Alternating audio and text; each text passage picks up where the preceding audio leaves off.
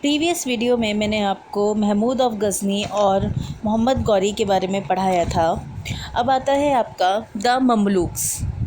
1206 से लेकर 1526 का जो टाइम पीरियड है वो टाइम पीरियड दिल्ली सल्तनत के नाम से जाना जाता है, क्योंकि उस वक्त जो रूलर्स थे उनको सुल्तान्स कहा जाता था और उन्होंने ज़्यादातर जहाँ पर रूल किया, जिस जगह पे उन्होंने रूल किया, जिसको अपना कैपिटल बनाया, वो था दिल्ली। इसी वजह से ये टाइम पीरियड हम दिल्ली सल्तनत के नाम से जानते हैं। अब आपका है नेक्स्ट कुतुबुद्दीन ऐबक। मोहम्मद गौरी जो है वो 1206 सीई में उसकी डेथ हो जाती है। उसका कोई अपना वारिस नहीं होता है, इस वजह से उसके जितने भी वॉइसराइज थे, मैंने आपको प्रीवियस वीडियो में बताया था कि मोहम्मद गौरी जो था, जब वो भारत में उसने आक्रमण किया तो उसने यहाँ पर उस कब्ज़ा नहीं किया, बल्कि अपने वॉइसराय जो है यहाँ पे छोड़ दिए, अपने जनरल जो है यहाँ पे छोड़ दिए, जिसकी वजह से जो गौरी के नाम पर भारत में रूल करते थे, बट उनका हेड जो है वो मोहम्मद गौरी रहता था। लेकिन मोहम्मद गौरी के मरने के बाद जो ये वॉइसराय थे, इन्होंने अपने आप को इंडिपेंडेंट डिक्लेयर कर दिया और इन्होंने अपना एम्पायर जो है वो खड़ा कर दिया। उसमें आते हैं सबसे पहले कुतुबुद्दीन ऐबक का नाम। कुतुबुद्दीन ऐबक जो है उसने भारत पे कंट्रोल किया था मोहम्मद गौरी के नाम पर, और उसी ने ही दिल्ली सल्तनत फाउंडेशन जो है वो किया।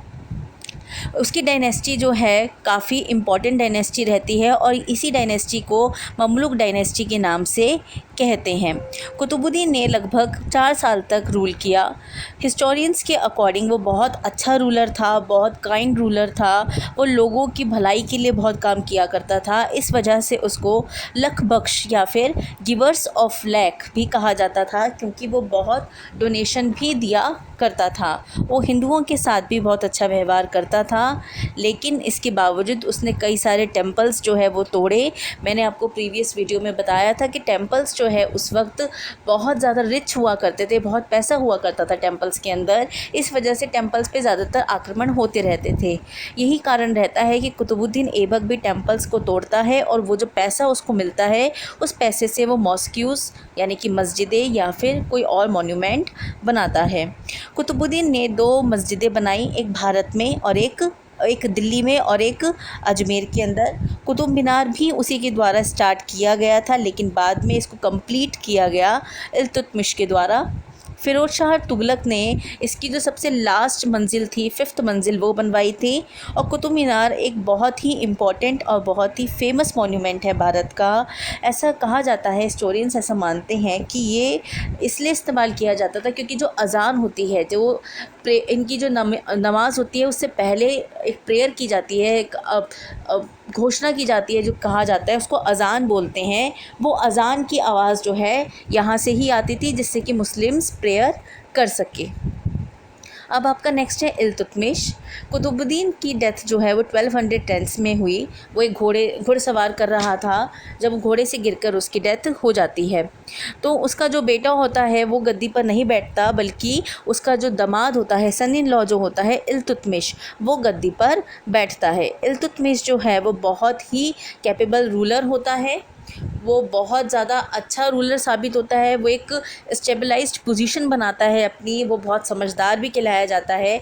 जितनी भी अथॉरिटी उसके अगेंस्ट होती है, जो उसको चैलेंज करती है, उन सबको बहुत क्लेवर तरीके से वो हैंडल करता है। जैसे कि जो टर्किश नोबल्स होते हैं वो अगेंस्ट हो जाते हैं उसके, उनको वो दबाता है।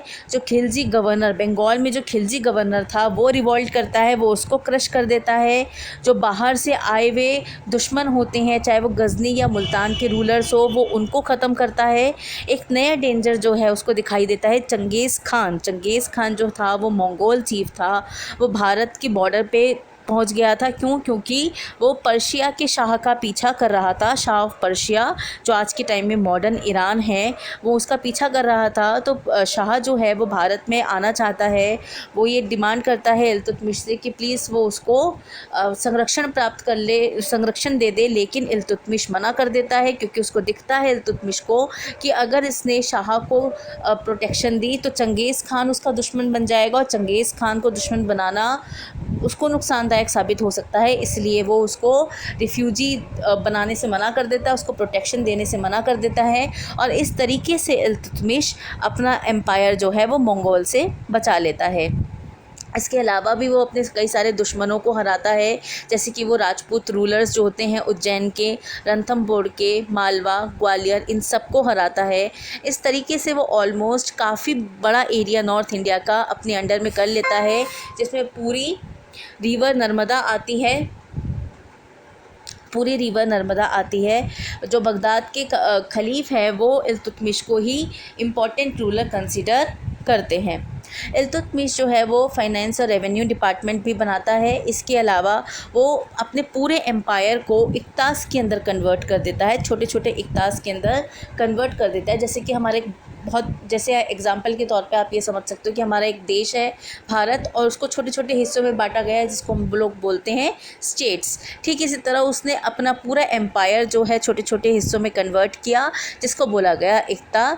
इक्ता में उसने ऑफिसर नियुक्त करे जिनको बोला जाता था इक्तादार, जो वहाँ पे लैंड रेवेन्यू कलेक्ट करते थे, साथ ही वहाँ पर लॉ एंड ऑर्डर भी बनाकर रखते थे।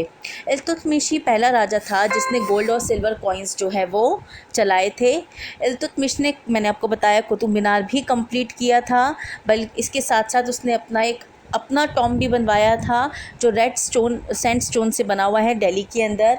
वो आर्ट एंड लर्निंग को भी पैट्रोनाइज़ किया करता था। जो बाहर विदेश से कई सारे जो स्कॉलर्स थे जो बचकर भारत में आए थे, उनको भी उसने पैट्रोनाइज़ किया था। इल्तुतमिश एक्चुअल में टर्किश रूलर था, जिसने भारत में टर्किश रूल को बनाया, बसाया, अच्छी तरीके से देखा। उसने जो है गौरी के द्वारा जो टेरिटरीज़ कब्ज़े में की गई थी, पर बहुत ढीली ढाली चल रही थी, उनका एडमिनिस्ट्रेशन अच्छा नहीं था, उसको काफ़ी स्ट्रॉन्ग, वेल डेफिनेट और कम्पैक्ट किया। अब आता है आपका रज़िया सुल्तान। इल्तुतमिश अपनी बेटी रज़िया को जो है अपना उत्तराधिकारी नियुक्त करता है, लेकिन जो उसके नोबल्स होते हैं उनको ये आइडिया अच्छा नहीं लगता कि वो उनके ऊपर एक औरत राज करे, क्योंकि अभी तक राजा जो थे वो उसकी गद्दी एक आदमी ही संभालते थे, औरतों की पोजीशन अच्छी नहीं थी। तो नोबल्स ने जो है वो इस आइडिया को रिजेक्ट करने की बात कही कि हम किसी लड़की को, किसी औरत को अपना ऑफिसर, अपना हेड नहीं मानेंगे।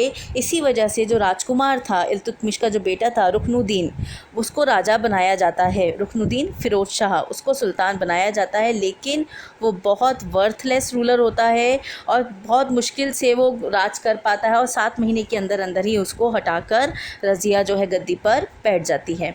रज़िया बहुत ब्रेव होती है, इंटेलिजेंट होती है, बहुत काइंड वूमेन होती है, और मतलब एक अच्छी राजा की जो क्वालिटीज़ होती है वो सारी क्वालिटीज़ उसके अंदर होती है। वो अपने ओपन दरबार में बैठती थी, वो ऐसा नहीं है कि बंद किसी कमरे में बैठ रही हो, नहीं, उसका जो दरबार होता था वो ओपन होता था और सब लोग उसमें आ सकते थे। वो एक आदमी की तरह ड्रेस किया करती थी, घुड़सवारी किया करती थी। इनफैक्ट आर्मी को जो है वो लेड किया करती थी बैटल्स के अंदर, वो आम जनता की देखभाल के लिए काम किया करती थी। लेकिन जो प्रोविंशियल्स गवर्नर थे उनको ये पसंद नहीं था कि रज़िया जो है वो राजा की गद्दी पर बैठे, इसलिए वो उसके अगेंस्ट हो जाते हैं। रज़िया जो है ट्राई करती है उनको क्रश करने का, उनके रिवॉल्ट को, पर वो हार जाती है, उसको जेल भेज दिया जाता है। इन सब से निमटने के लिए वो एक राजा अल्तुनिया से शादी भी करती है। दोनों कोशिश करते हैं मिलकर कि दिल्ली की गद्दी को दोबारा से वो कैप्चर कर सके, लेकिन दोनों को ही 1240 में मार दिया जाता है। 6 साल तक जो है बहुत ज़्यादा प्रॉब्लम क्रिएट होती है, बहुत ज़्यादा मुसीबत रहती है, लेकिन नोबल्स जो है नसीरुद्दीन महमूद, जो इल्तुतमिश का सबसे छोटा बेटा था, उसको गद्दी पर बिठा देते हैं।